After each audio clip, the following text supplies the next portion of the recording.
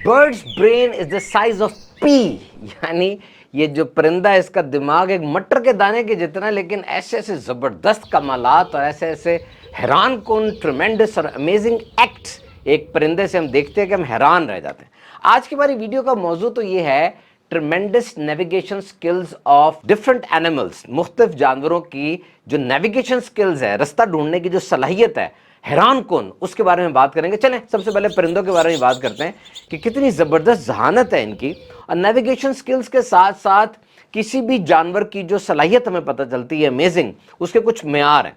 Number 1 वो social complexity है, यानी वो माशरे में किस तरह रह रहा है, सोसाइटी के साथ किस तरह इंटरेक्ट कर रहा है। एक तो वो खुद जानवर है तो वो दीगर जानवरों के साथ कैसे बात कर रहा है, दीगर नस्ल के जानवरों के साथ कैसे बात कर रहा है, और इंसानों के साथ उसका राब्ता किस अंदाज का है।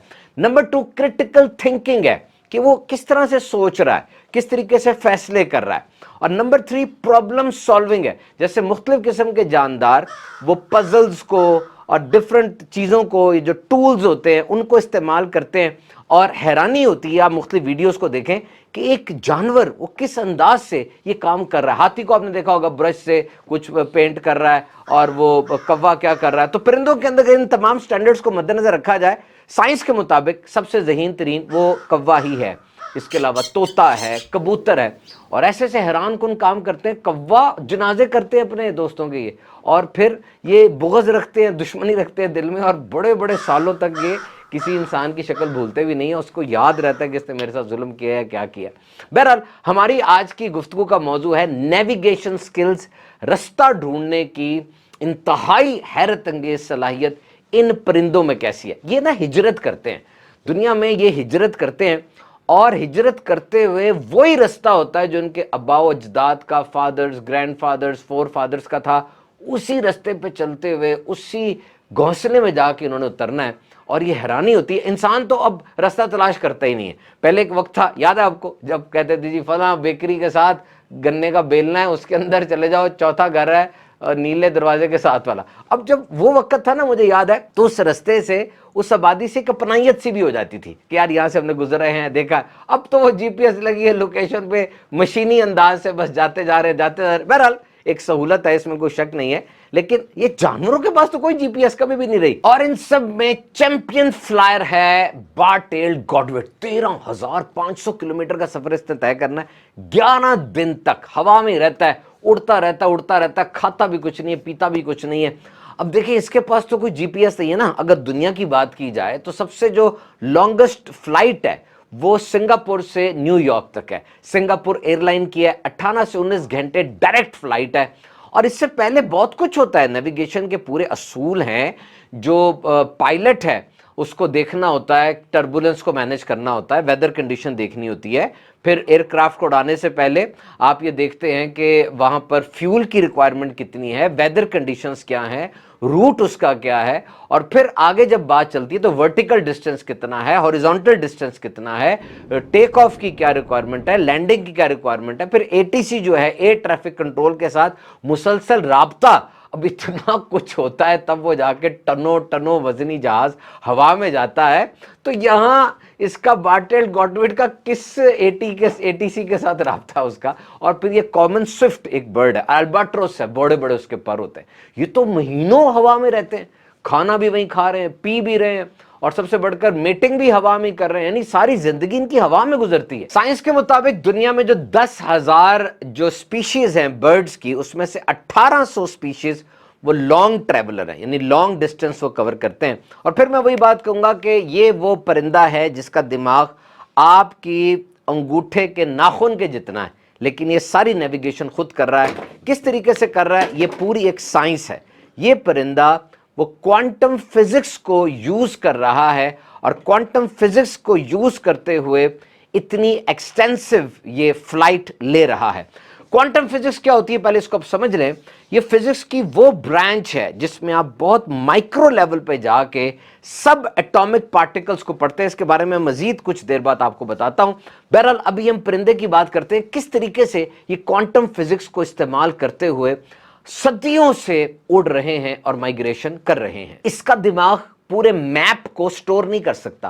पैदा इसने किसी और जगह होना है, रहना किसी और जगह है, پھر مرنا اور کسی جگہ, یعنی انڈے دینے کسی اور جگہ جانا. پرندے کی آنکھ کے اندر ایک خاص قسم کی پروٹین ہوتی ہے, اسے کرپٹوکروم کہتے ہیں, اور جب یہ ہوا میں اڑ رہا ہوتا ہے, بلو سن لائٹ جب اس کی پروٹین پر پڑتی ہے تو ایک حیرت انگیز کام ہوتا ہے. اور پھر الیکٹرونز جو ایٹم کے سب اٹامک پارٹیکلز ہیں, یہ آپس میں انٹینگل ہو جاتے ہیں, ان کا بانڈ ہو جاتا ہے, اور سم ہاؤ, جس کو سائنس ایکسپلین نہیں کرتی, یہ اس کا لنک ڈائریکٹ اسپیس کے ساتھ ہو جاتا ہے. اور پھر زمین کی مقناطیسی صلاحیت, میگنیٹک فیلڈ, وہ ایک بہترین رول پلے کرتی ہے. اور پھر اس ساری سائنس کے بعد پرندے کے دماغ کو سگنلز ملتے ہیں, اور واقعی لٹرلی اس کو بالکل جی پی ایس کی طرح زمین پر ارتھ کی میگنیٹک فیلڈ یعنی مقناطیسی رستے واضح طور پہ نظر آنے لگتے ہیں. اور صرف یہی نہیں, بلکہ سائنس نے پرندے کی چونچ میں آئن کرسٹلز دیکھیں, یعنی میگنیٹک آئن کرسٹلز,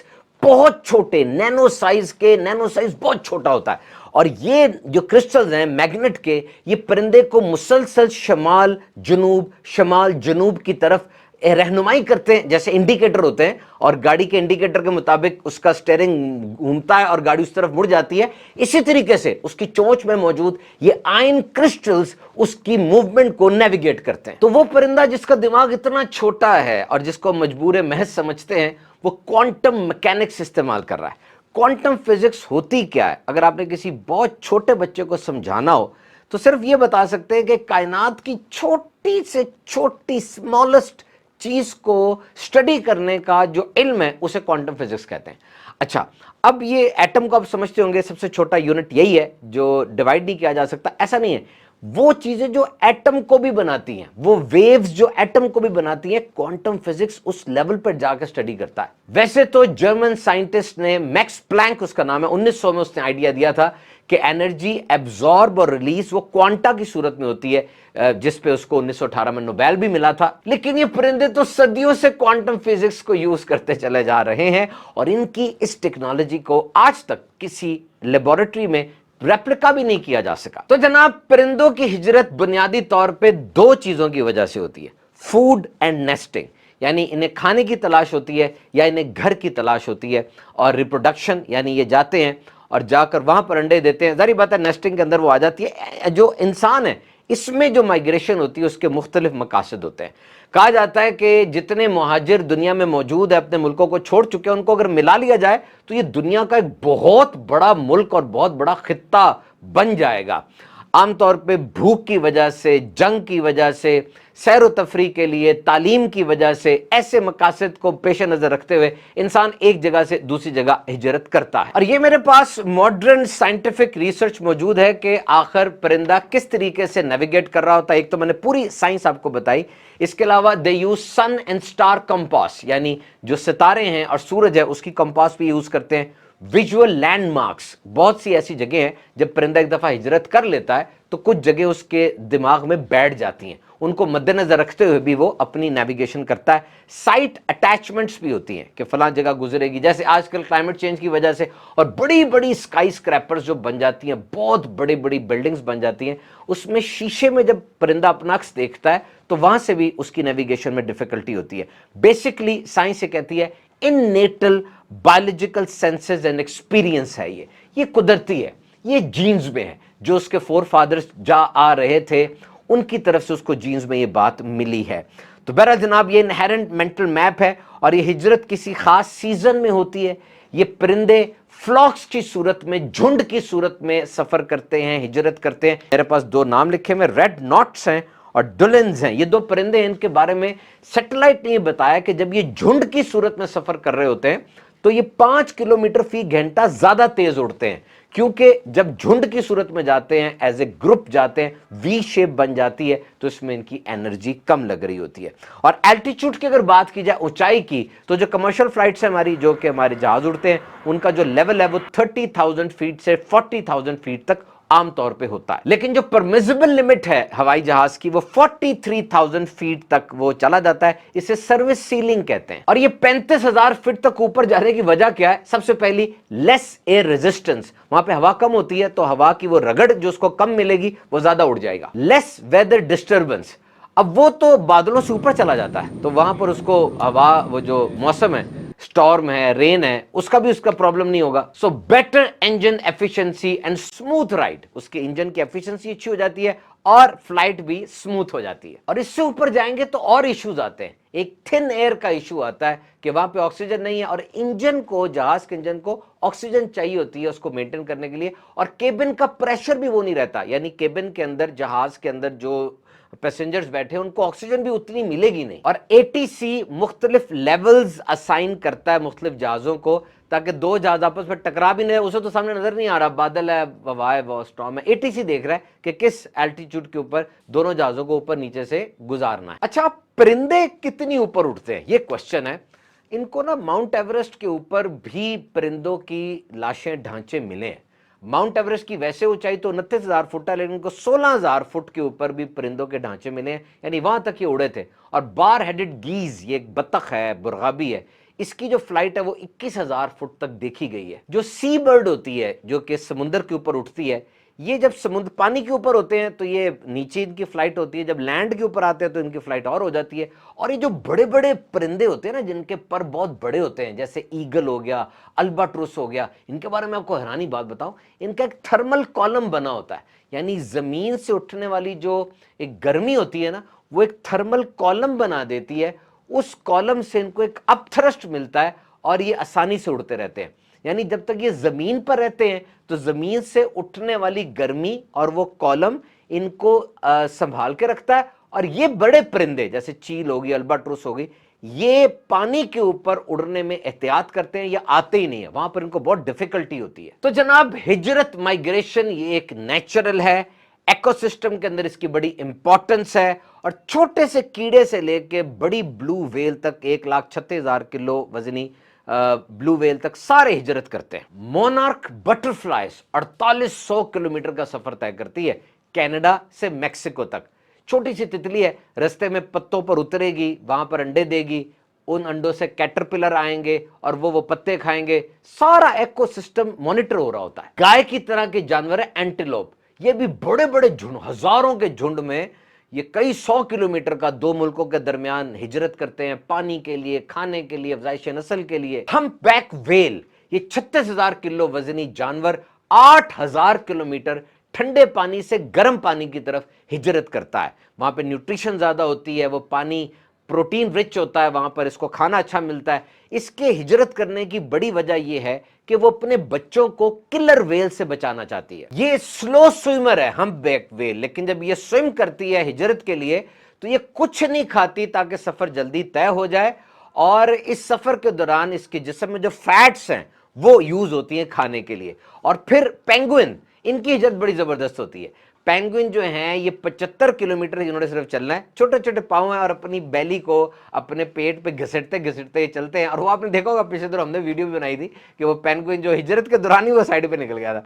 इन्होंने जाने ही जाना है, क्यों जाना है, ताकि ये अंडे दे सके वहां पे और इनके जो चिक्स हैं, जो बच्चे हैं, उनकी हिफाजत कर सके। और फिर ये जो टर्टल है, जो ये कछुए होते हैं, ये भी हिजरत करते हैं और इनकी हिजरत बड़ी अजीब होती है। इन्होंने जिस बीच पर, जिस साहिल समुंदर पर ये पैदा हुए थे, उसी साहिल समुंदर पर जाके इसने अंडे देने। और फिर सैल्मन मछली, the most iconic wild life stories, यानी ऐसी दास्तान है इसकी, ऐसी हिजरत है कि इंसान हैरान रह जाता है। Nature's strongest story of purpose and sacrifice, यानी आपको फितरत के अंदर मकसद जिंदगी की और कुर्बानी की शायद ही ऐसी कोई स्टोरी मिले। सैल्मन मछली ये फ्रेश वाटर में पैदा होती है, फिर वहां से ये समुंदर में आ जाती है, अटलांटिक में और पैसिफिक में, ज्यादातर इसकी नस्लों का बता रहा हूं। फिर यहां आके ये खाती है, फीड करती है, ग्रो करती है, बड़ी होती है, और फिर ये समुंदर से उसी दरिया में जाती है जहां ये पैदा हुई। और ये सफर हजारों मील का होता है। और इस सफर के दौरान 400 या 950 मील किलोमीटर का सफर वो दरिया के पानी के उल्टे बहाव होता है, यानी ऑपोजिट टू द करंट होता है। जिस तरफ पानी बह रहा है इसके उल्टी तरफ इसने जाना है, इसने आबशारों को उल्टा क्रॉस करना है, इसने झरनों को उल्टा क्रॉस करना है, जंप मार मार के जाना है। और इतना सफर तय करने के बाद ये अपनी बर्थ प्लेस पर आती है जहां ये पैदा हुई, और वहां दे स्पॉन, अंडे देती है और मर जाती है। और ये जो अपस्ट्रीम अगेंस्ट द करंट, बहाव के उल्टा ये जो तैर रही होती है, इसको बहुत ज्यादा एनर्जी चाहिए। तो इसका जो सफर है ये पूरा fresh water, salty ocean river کے درمیان ساری زندگی جاری رہتا ہے. اور سیلمن مچھلی کا جو سفر ہے نا، یہ انٹائر فوڈ چین پورے ایکو سسٹم کے لیے انتہائی ضروری ہے. صرف کولمبین بیسن ریور کے اندر جو سیلمن کی ہجرت ہے، 130 مختلف قسم کے جانور وہ سیلمن کی اس ہجرت کی وجہ سے انہیں خوراک ملتی. اس کے جو انڈے ہیں وہ ریکونز اور ڈکس کھاتی ہیں، اور جب یہ پانی میں مر جاتی ہے، اس کے مرنے کی وجہ سے وہ زمین زرخیز ہوتی ہے. بحیثیت ایک انسان کے ہم اشرف المخلوقات ہیں. ہمیں ایک ایسا پلانٹ ارتھ بنانا ہے جس میں ہم بھی تھرائیو کریں، اور جتنی جانوروں کی نسلیں ہیں یہ بھی اچھے انداز سے آگے بڑھتی جائیں، کیونکہ اسی میں ہماری نسل کی بھی بقا ہے.